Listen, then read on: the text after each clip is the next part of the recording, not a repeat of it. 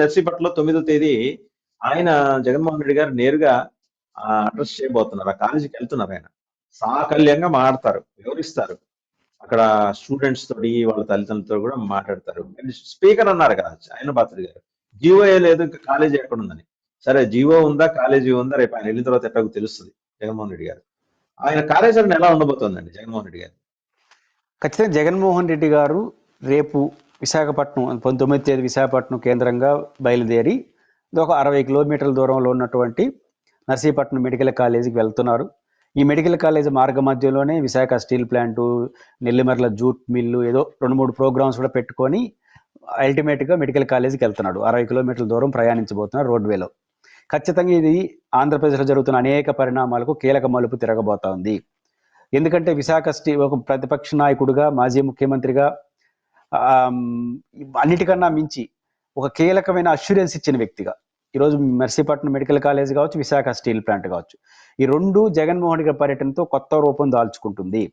కారణం ఏంటంటే ముఖ్యమంత్రిగా ఉన్నప్పుడు వారు చేసినటువంటి కృషి, ప్రతిపక్షం వచ్చిన తర్వాత వాళ్ళు చేసిన కృషి ఆగిపోవడం వల్ల వచ్చినటువంటి అనర్థాలు ఈ రెండు ప్రజల ముందు కనపడుతున్నాయి. ఈరోజు విశాఖపట్నం స్టీల్ ప్లాంట్ తీసుకోండి. విశాఖపట్నం స్టీల్ ప్లాంట్ విషయంలో జగన్ గారి స్టాండ్ ఏంటి? స్వయంగా ప్రధానమంత్రి విశాఖపట్నం వచ్చినప్పుడు, సార్ మీ అనుబంధం మా రాజకీయాలకు అతీతమైంది, విశాఖ స్టీల్ ప్లాంట్ ప్రైవేటీకరించద్దు ఆయన కళ్ళ ముందే చెప్పాడు. ఆయన దాన్ని స్పందించడా లేదనేది వేరే సంగతి. 2, విశాఖ స్టీల్ ప్లాంట్ ప్రైవేటీకరణ వ్యతిరేకిస్తాం అంటూ అక్కడ కార్మికులకు జరుగుతున్నటువంటి పోరాటాలు ప్రభుత్వంలో ఉండి రాష్ట్ర వ్యాప్త బంద్కి మద్దతు ఇచ్చింది ఆంధ్రప్రదేశ్ ప్రభుత్వం. ఇది ప్రభుత్వంలో ఉండి జగన్మోహన్ రెడ్డి గారి ప్రభుత్వం విశాఖ స్టీల్ ప్లాంట్ కార్మికులు బంద్కి పిలిపిస్తే రాష్ట్రంలో బంద్కు సంఘీభావాన్ని ప్రభుత్వం ప్రకటించింది. ఒకవేళ కేంద్ర ప్రభుత్వ సంస్థ కాబట్టి వాళ్ళు ఇష్టం వచ్చినట్టు వాళ్ళు చేసుకుంటే ఆ బిట్లో మేము పాల్గొని రాష్ట్ర ప్రభుత్వం పరిధిలోకి తీసుకుంటామని చెప్పారు. ఇన్ని జగన్ గారు చెప్పారు. ఆ రోజు దాన్ని వెటకారం చేశారు, మాట్లాడి. ఈ రోజు సీన్ ఏంటి? అదే ప్రధానమంత్రి విశాఖపట్నం వస్తే కనీసం విశాఖ స్టీల్ ప్లాంట్ ప్రస్తావన తేకపోగా మెట్టల్ పరిశ్రమ వస్తుందని ఆయనకి సలహా ఏం చెప్పారు.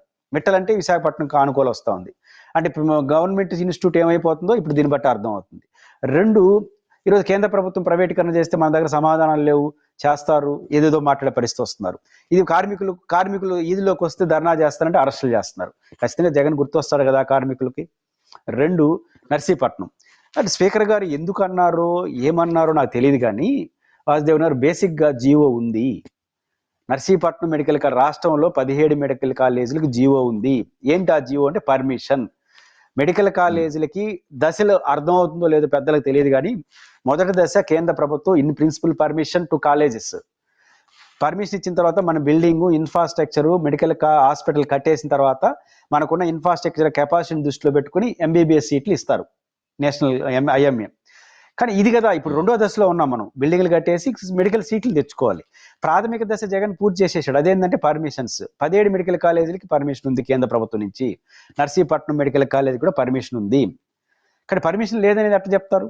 కానీ పర్మిషన్ ఉంది. అదే జగన్మోహన్ రెడ్డి గారు ఎంత కట్టారు, మీరు ఎంత కడతారు, ఎంత కట్టాలనేది మీరు తేల్చాలి. కానీ పర్మిషన్ లేదు అంటే ఏమనుకుంటున్నారు వాసుదేవన్ గారు? ఇక్కడ మెడికల్ కాలేజ్ విషయంలో జగన్ గారు తీసుకున్న స్టాండు ప్రజలు హర్షం వ్యక్తం చేస్తున్నారు, అసోసియేట్ అవుతున్నారు. ఆయన స్టాండ్ ఏంటి? నేను 17 మెడికల్ కాలేజీలు తీసుకొచ్చాను. 2, ఈ మెడికల్ కాలేజీలు ఈరోజు ప్రైవేటీకరణ చేస్తే రేపు నేను ముఖ్యమంత్రి వస్తే అడ్డుకుంటాను, దాన్ని ప్రభుత్వంలో తీసుకుంటామని చెప్పడంతో పాటు ఫీల్డ్లోకి నేను వస్తాను అని చెప్పినాడు. ఇది ప్రజలు హర్షిస్తున్నారు. దీంతో ఏం చెప్పారు ప్రజలకి? అసలు నువ్వు జీవో నీయకుండా మెడికల్ కాలేజీ లేకుండా మెడికల్ కట్టమంటే ఏరే దారి ఎత్తుకునే కౌంటర్ అటాక్. కానీ కౌంటర్ అటాక్లు కుదరదు, జీవో లాంటి రికార్డు. కాబట్టి 17 మెడికల్ కాలేజీలకి కేంద్ర ప్రభుత్వ అనుమతి ఉంది, ఇంక్లూడింగ్ నర్సింపట్నం ఉంది.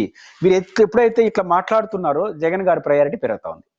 మీరు మౌనంగా ఉంటే ఇంకో రకంగా ఉండేది. దానికి తోడు ఈరోజు ఉద్దానంలో కానీ ఈ విజయనగరంలో జరిగినటువంటి జరిలో మనకు మెడికల్ కాలేజ్ అవసరం గుర్తొస్తా ఉంది కదా. ఈరోజు మెడికల్ కాలేజీ అవసరము మన్యంలో కానీ ప్రతి జిల్లాలో హాస్పిటల్ ఈరోజు అది కానీ విజయనగరంలో నెల్లిమర్లలో ఈ మెడికల్ కాలేజీ ఉంటే హాస్పిటల్ ఉంటే పూర్తి చేస్తుంటే ఈరోజు విశాఖపట్నంకి ఆ బాధితుల్ని ఆ వ్యాధిగ్రస్తుల్ని తీసుకురావాల్సిన అవసరం లేదు కదా. మీకు తెలుసు, ఒక హెల్త్ ప్రాబ్లం వస్తే తక్షణం అరగంటలో ట్రీట్మెంట్ ఇస్తే రికవరీకి, ఒక రోజంతా ప్రయాణం చేసి ఇచ్చే రికవరీకి తేడా ఉంటుంది కదా. కాబట్టి ఈరోజు జిల్లాలోనూ అందుబాటులో మెడికల్ కాలేజ్ ఉంటే అవసరం అని తెలుస్తుంది కదా. కాబట్టి ఈరోజు ఉత్తరాంధ్రలో జరిగిన ఘటన కావచ్చు, విశాఖపట్నం స్టీల్ ప్లాంట్ విషయంలో కావచ్చు, జగన్ గారి పర్యటనకు ప్రాధాన్యత ఎందుకు పెరుగుతా ఉందంటే, నెంబర్ 1 జగన్ గారు ఆ రోజు చేశారు, రెండోది మీరు తప్పించుకోవడం కోసం ఏరే వార్తలు ఎంచుకుంటున్నారు, ఎదురుదాడికి దిగుతున్నారు. ఈ రెండు కారణాలు అయితే జగన్మోహన్ రెడ్డి గారి పర్యటనకు విలువ వస్తుంది. ఆయన ఖచ్చితంగా నిలబడతాడు. రేపు ప్రభుత్వం దాన్ని ఎట్ట చూస్తుందో చూడాలి. ఇంకొక అంశం సార్ ఇక్కడ అంటే చాలా సటిల్ గా దీంట్లో ఇన్కార్పొరేట్ అయిన అంశం ఏంటంటే 17 మెడికల్ కాలేజీలు ఆయన తీసుకొచ్చేప్పుడు ఆయన చేసిన ప్రతిపాదన కూడా ఇక్కడ మనం గమనించాలి. ఏంటంటే సగం సీట్లు ఆయన ఏంటి ఇవి పెయిడ్ సీట్లు చేశారు. అంటే దాని మీద వచ్చే రెవెన్యూ దాంట్లో చాలా స్పష్టంగా చెప్పారు. దాని మీద వచ్చే రెవెన్యూ ఆ మెడికల్ కాలేజ్ సస్టైనబిలిటీ కోసమే ఖర్చు పెడతాము అని. అలా చేయడం ద్వారా ఒక కార్పొరేట్ కాలేజీ గవర్నమెంట్ చేతిలో ఉండేది. కానీ ఇప్పుడు ఆ అవకాశాన్ని మనం జార విడుచుకున్నాం కదా అనే విషయాన్ని కూడా రేపు ఆయన ఎక్స్ప్లెయిన్ చేయబోతున్నారు. వీళ్ళకి కట్టబెట్టేస్తే వీళ్ళకి అకౌంటబిలిటీ ఏముంటుంది సార్? రేపు లాస్ వచ్చిందని మూసేయడానికి ఇదేం ఫ్యాక్టరీ కాదు కదా, గుల్పీల్ కాదు కదా. లాస్ రాదు, లాభం కూడా వస్తుంది వాళ్ళకి, ప్రైవేట్ వాళ్ళకి. చాలా మంది మనం కేస్ స్టడీస్ లోకి వెళ్ళలేదు, కానీ ఇప్పుడు మెడికల్ కాలేజ్ జరుగుతుంది. మనం ఏమంటాం, మెడికల్ కాలేజీలో మెయింటెనెన్స్ ఇవన్నీ చంద్రబాబు గారు ఏమంటారు, ఒక 1500 కోట్ల రూపాయలు పర్ ఇయర్ మెయింటెనెన్స్ ఖర్చు అవుతుంది, ఇంకో 4-5 వేల కోట్లు ఖర్చు పెట్టాల్సిన, అంత డబ్బులు పెట్టే పరిస్థితులు మేము లేవని చెప్తున్నారు. 1500 మెడికల్, ఇప్పుడు ఉదాహరణకు ఆంధ్రప్రదేశ్లో 17 మెడికల్ కాలేజీల్లో ఎంబీబీఎస్ సీట్లు సగం సీట్లు మేనేజ్మెంట్ కోటా కింద 21 లక్షలు ఎంత ఫీజు జగన్ గారు నిర్ణయించారు. అయితే నేనేమంటానంటే 21 లక్షలు మీరు ఇప్పుడు 50 లక్షలు ఫిక్స్ ఏదో అంటున్నారు, చూద్దాం ఏం చేస్తారు. 20-30 లక్షలు ఇవన్నీ ఆ సీట్లు చేసుకుంటే ఒక 300 కోట్ల దాకా ప్రభుత్వానికి వస్తుంది. ఇది ఈ ఎంబీబీఎస్ సీట్లు. దీంతో ఆగదు. ఇప్పుడు మెడికల్ కాలేజీల్లో హాస్పిటల్లో 75% వచ్చి ఇప్పుడు వాళ్ళకి రోగులకి ఇది ఇప్పుడు ఇప్పుడు ఏమంటారు దాన్ని, యూనివర్సల్ హెల్త్ స్కీమ్ అంటున్నారు ఆరోగ్యశ్రీ ప్లేస్ లో. ఇట్లాంటి స్కీమ్స్ కానీ కేంద్ర ప్రభుత్వం ఇచ్చే స్కీమ్స్ వచ్చింది అనుకోండి, అక్కడ రోగిగా ఉన్న వాళ్ళందరికీ డబ్బులు వస్తాయిగా, ఊరికే చేయరు కదా. కాబట్టి ఈ స్కీమ్ దానికి ఇంప్లిమెంట్ చేసుకోవడం వల్ల లాభాలు వచ్చేస్తాయి. రేపు ప్రభుత్వం నిర్వహించినా కూడా ఆ డబ్బులు వస్తాయి కదా, ఆరోగ్యశ్రీ డబ్బులు ఇవ్వాల్సి వస్తుంది కదా. అంటే ఇవన్నీ చూసినప్పుడు నాకు అనిపించేది ఖచ్చితంగా ప్రభుత్వానికి ఇది భారం కాదు.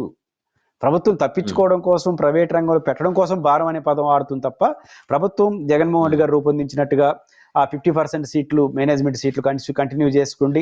కేంద్ర ప్రభుత్వం, రాష్ట్ర ప్రభుత్వం ఇచ్చే ఫీజు రియంబర్స్మెంట్ ఏదైతే హెల్త్ రియంబర్స్మెంట్ అదన్నీ కూడా వచ్చితే ప్రభుత్వానికి భారం లేకుండానే ఈ కాలేజీలు అద్భుతంగా నడపచ్చు, ఈ రాష్ట్రానికి ఒక మోడల్ గా తీర్చిదిద్దచ్చు. అది భిన్నమైన మాటలు ఈ రోజు మాట్లాడుతున్నారు.